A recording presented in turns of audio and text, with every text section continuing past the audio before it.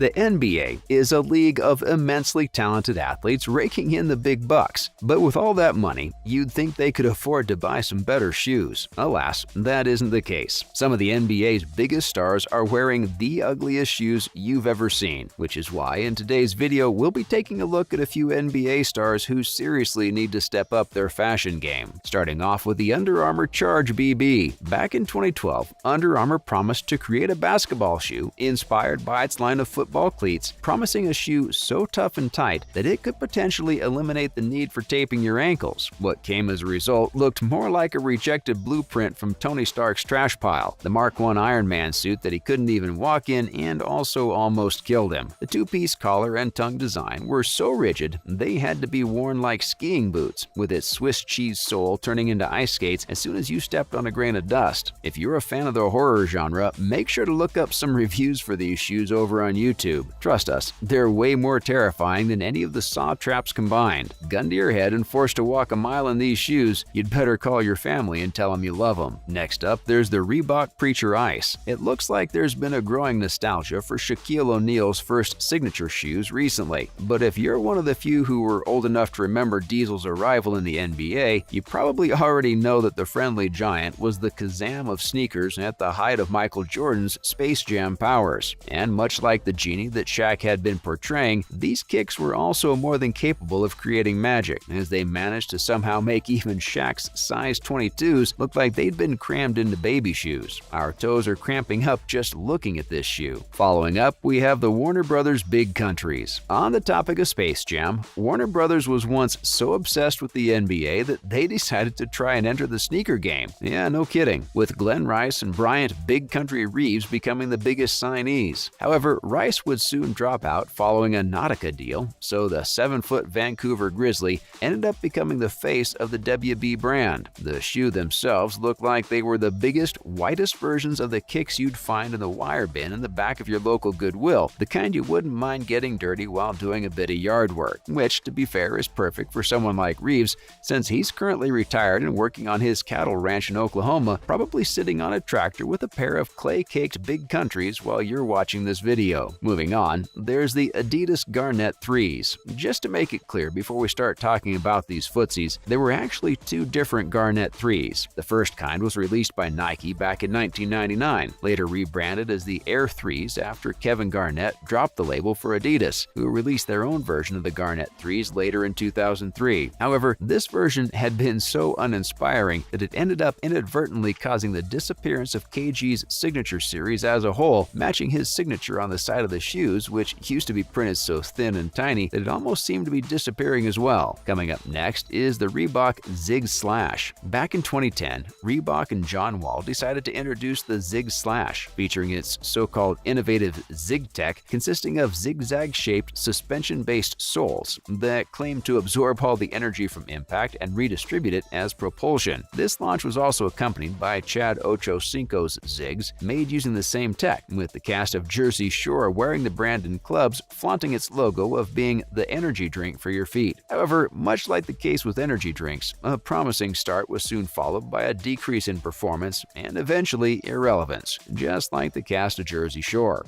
Fight us. The penultimate entry on our list is the Reebok Answer 9s. One look at these pair of kicks and you'll soon be asking yourself, just what is the question that the Answer 9 was actually trying to answer? To answer that question, have you ever wondered what happened to all those prop stormtrooper helmets that were left behind after the production of Star Wars? Then you can probably guess what they got repurposed into, a shoe that ironically ended up missing the target just as badly as one of the stormtroopers would. And finally, at the very bottom of our list, we have the Adidas Heat Checks. These temperature-sensitive strip-infused kicks were designed to convert the heat from your feet into a chemical change of colors for each of the 3 signature Adidas stripes. However, unfortunately, those strips would often change color before the game would even start due to the intense mental and physical labor that was required in order to figure out how to lace up the shoe's convertible tongue. However, these aren't the worst shoes to ever be worn by NBA stars. One of the best parts about the NBA, other than all the superstars, legends, and icons that made the sport so great, was its oddballs, with some stars showing their personalities through their choice of footwear. Over the last couple of decades, we've seen quite a few characters take to the court rocking some truly strange kicks, ranging from luxury high tops to high heat collabs, and as as well as running shoes that practically had no lateral support. Let's take a look at a few of these too, shall we? First up, there's the Adidas Yeezy Boost 750. While some stars make basketball history by setting statistical records or winning championships, others make it using just their clothing choices. Young appears to fall in the latter camp, with one of his most memorable moments being the time he wore the original Boost 750s